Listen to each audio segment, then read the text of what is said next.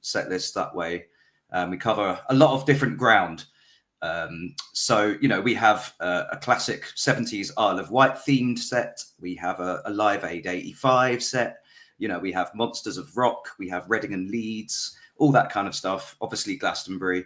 And so, yeah, it's really fun. And it's a nice way to kind of cover lots of different ground with what we do. And I see that from your website as well, it's a lot of bands that our listeners could relate to, like Queen and Coldplay. You got the Red Hot Chili Peppers, Blondie, Pulp, Fleetwood Mac, Thin Lizzy, loads like that. That, like you said, right across the decades, really sort of 70s, 80s, 90s, noughties theme to it. What do you find is your favourite to do then? Well, I heard ABBA as we were coming on there, and I have to say, generally, ABBA is always really fun because in our kind of band with what we do, we lean into the rock and the indie stuff quite a lot, but doing the big classics that everyone knows with a bit of a rock edge is always really fun. So that's for me. And I obviously love Queen as well. So I'm kind of a big 70s fan, I suppose. So you'd sort of rock up ABBA, so to speak, then do it in a slightly different way. I'd say so, yeah. I mean, obviously we've got male vocals. Jason is the lead singer, and he has a beautiful voice, don't you, Jason? Lovely, beautiful. Thank you, Dave. But obviously he's not a woman. He sings in a male vocal range, and so we just tend to add a little bit more juice, I'd say, from the electric guitars, just to give it a bit of body. So how did you come up with the idea of being guys that could, obviously you had a band together and you wanted to turn it into sort of commercial venture so you could do actual packages? Because you don't just do weddings, you do parties and corporate events. But what sort of struck you to make it that way and sort of sell it in a way that you can do packages with your band? It's quite unusual to do. And did you expect it to be this successful for you? Well, again, I'm going to jump in there if you don't mind, Jason. Well, no, I mean, it was your idea, Dave. So you go ahead. I mean, so Jason and I both love festivals. Jason tends to like sort of like download and like the heavier music festivals, but certainly I'm like a kid of like Reading and Leeds, which is pretty heavy, and Glastonbury as well. Like I've been to Glastonbury like 10 times. I love Glastonbury. It's kind of my spiritual home. And I think really while I was at Glastonbury, I was thinking about festivals are one of those things about being a human being, which is just so incredible for bringing people together and giving them an opportunity to just switch off from their day-to-day worries. And I was like, how can we bring that spirit, that energy to a live functions band thing, which we were doing anyway? And I was like, I feel like each festival has a sort of an image, like almost a color, a vibe that you can kind of snapshot. And so we just started brainstorming it. And Glastonbury was kind of the obvious one to start with because I loved it so much. But then we started to be like, well, what is the spirit of Reading and Leeds Festival? And we were like, well, really, it's been going on for quite a long time, but it's kind of like that late 90s, early 2000s. You know, it's your Nirvanas, it's your Green Days, it's your Fall Out Boy. It's that kind of really feel good, high energy punk vibe. And we were like, once we started to get those festivals and kind of pinpoint what they could do, suddenly it was like, this works, you know, this works really, really well, because obviously the whole idea of a festival is that you put on like almost like a taster platter of different acts that fit a brief that everyone who goes to that festival is going to more or less enjoy. So it made total sense to then be like, if you like these bands, you'll want that set. Does that make sense?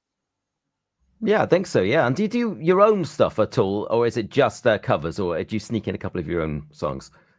We all do things sort of separately outside of this band, but together as a collective, this is our thing that we do together, and it's all covers. Yeah.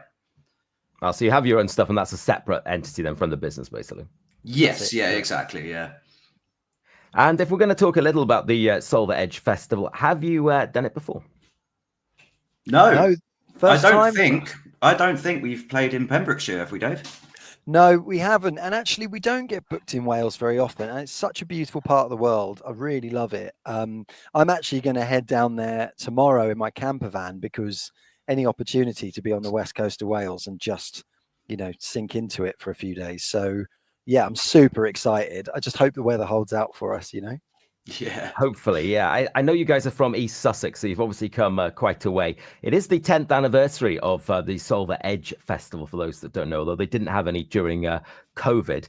And all of the money raised will be going to good charities in and around Solva. So they've covered Solva, but also St David's, Roach and Simpson Cross. They've all benefited from this. And if you guys are looking to experience Pembrokeshire a bit, the Edge Festival's also got walks that you two might like to go to, which have been organised in conjunction with Pembroke Coast National Park. There's a Smugglers and Pirate Walk and also a Forage Walk as well. So maybe you guys might be interested in that. Definitely. Sounds amazing. Smugglers and Pirates, that's got me written all over it. I love a good scenic walk. So, yeah, I'd be all over that. And if people are interested there, maybe they want to book with you for a wedding or perhaps one of the parties or a corporate event, how can they get in contact with you?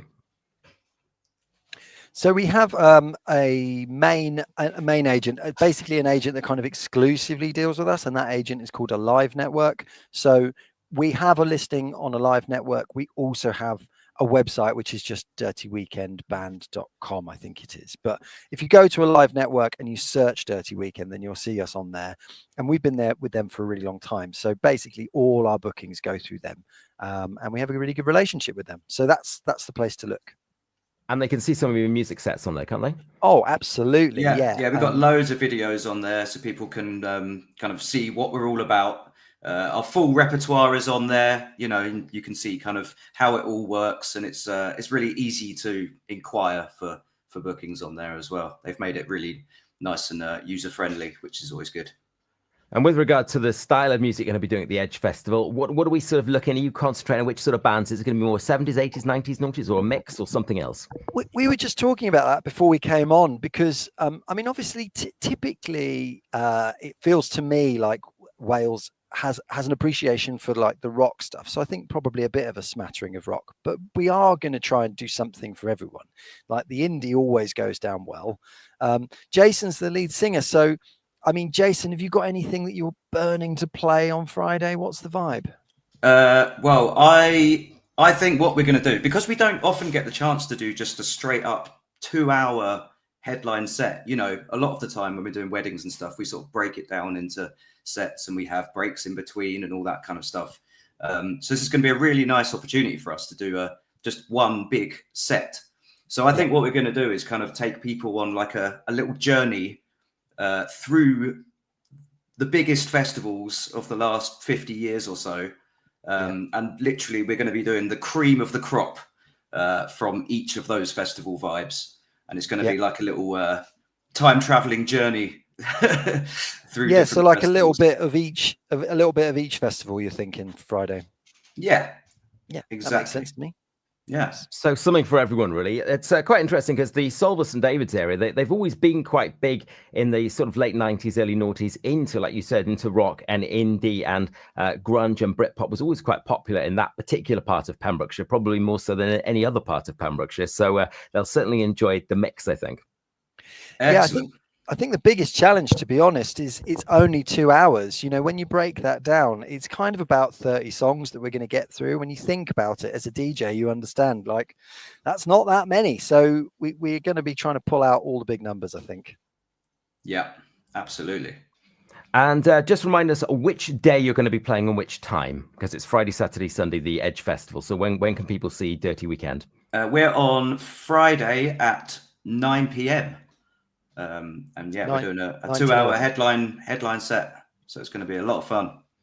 Well, that's great. And I should also let listeners know there is a night bus going. If you can't drive, you need to see the edgefestival.co.uk for more information on that night bus, which is covering St David's and Haverfordwest. You can find out more about the Edge Festival on that website, and you can find out more about Dirty Weekend by going to the edgefestival.co.uk. So thank you very much for talking to me, Jason and David from Dirty Weekend. Good luck with the gig on Friday, and thank you for your time this afternoon. Thank you so much. Cheers. Okay, thanks, guys. Cheers. Bye-bye.